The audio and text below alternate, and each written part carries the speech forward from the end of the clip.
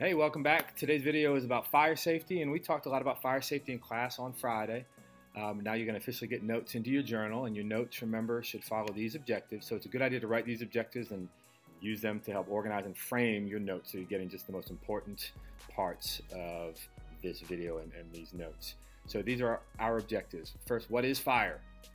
Second, identify the different classifications of fire. And then third, demonstrate how to properly use a fire extinguisher. Okay, first of all, definition of fire. We came up with this on Friday. And fire, remember, it's not stuff. There's no such thing as a fire molecule or an atom of fire. Fire is energy, light and heat energy from a chemical reaction between oxygen and fuel. There's our definition of fire. Now, because there are different types of fuels that can burn, there are different classifications of fire. All right, so let's look at our fire extinguisher. We talked about this in class on Friday. Our fire extinguishers are ABC fire extinguishers, and that means they can be used on 3 different classifications of fire: Class A fire, Class B fire, and a Class C fire. All right, so let's see what the difference is between those 3 types. First of all, Class A fire is common combustibles. Okay, so this is when common combustibles are on fire, like paper, trash, fabric, wood. Now you can use water on Class A fires, but because water can really only be used on a Class A fire, very few fire extinguishers have water in them. Fire extinguishers that you see that are ABC fire extinguishers have a dry powder, a dry chemical agent in them that can be used on different classifications of fire besides just these common combustibles. Okay, so for instance, like a Class B fire, you would never want to put water on, right? So a Class B fire are combustible liquids and gases, right? Water and oil, and these are all petroleum type liquids and gases. They don't mix, so you don't want to put water on these. You want to use a Class ABC fire extinguisher. We do need to be thinking about this in the lab because we use methane gas in our gas burners. So combustible liquids and gases, that's a Class B fire. Class C fire, again, something we need to be thinking about in the lab. Electrical fires, our lab is wired. We use a lot of appliances and a lot of electrical devices like hot plates. So we need to be concerned about electrical fires, but we have the ABC fire extinguisher on hand, or 2 of them, so that we can use these in case of an emergency or in case of a C fire. Now, classification D fire, not something we need to be concerned about in the lab. I did show you an example of burning magnesium, but it was just a very small strip. These fires are dangerous, especially in industries where maybe there's a lot of metal being produced or being stored. Airports, like there's a plane that crashes and that plane catches on fire. Airports have Class D fire extinguishers.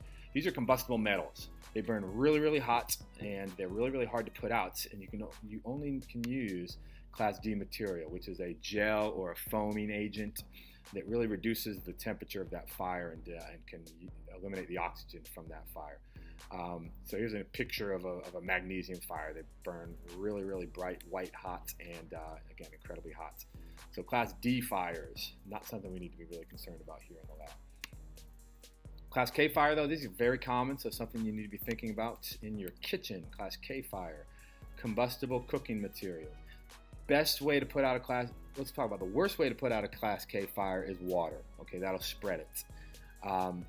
Also, ABC fire extinguishers, not a great idea because they come out with a lot of force. That agent inside that extinguisher comes out with a lot of force, and that can push and spread your fire.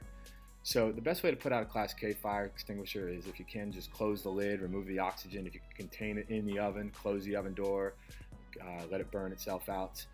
Some kitchens we talked about have Class K fire extinguishers. Our Commons kitchen has one. Here's a Class K fire extinguisher that we have down in the Commons.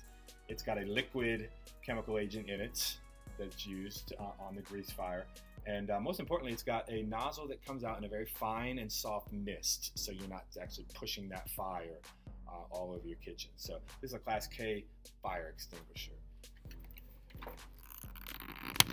All right, so those are our 5 different classifications of fire. Now let's just remind ourselves of our acronym for how we use a fire extinguisher. We use this acronym, PASS: pull, aim, squeeze, sweep. All right, so let's talk about pull first. When we talk about pull, that means pull the pin. All right, each fire extinguisher has a pin. It's kind of set in place by this plastic tie, which will pop off easily when you pull hard enough. And once you've pulled that pin, now you're ready to activate the fire extinguisher. But don't activate it yet because you haven't aimed it. So the A stands for aiming the nozzle. And you want to aim that nozzle at the base of the fire, not the flames. You want to aim it at the fuel, and that's going to be the base of the fire. Okay. S stands for squeeze. So the first S, squeeze the handle, and the next S, since you want to cover that entire base, you want to sweep from side to side. So pull, aim, squeeze, sweep, our PASS acronym for using a fire extinguisher. All right, that covers all the objectives. Make sure you have this in your notes, and we'll be doing a Socrative assessment in the next class. Bye for now.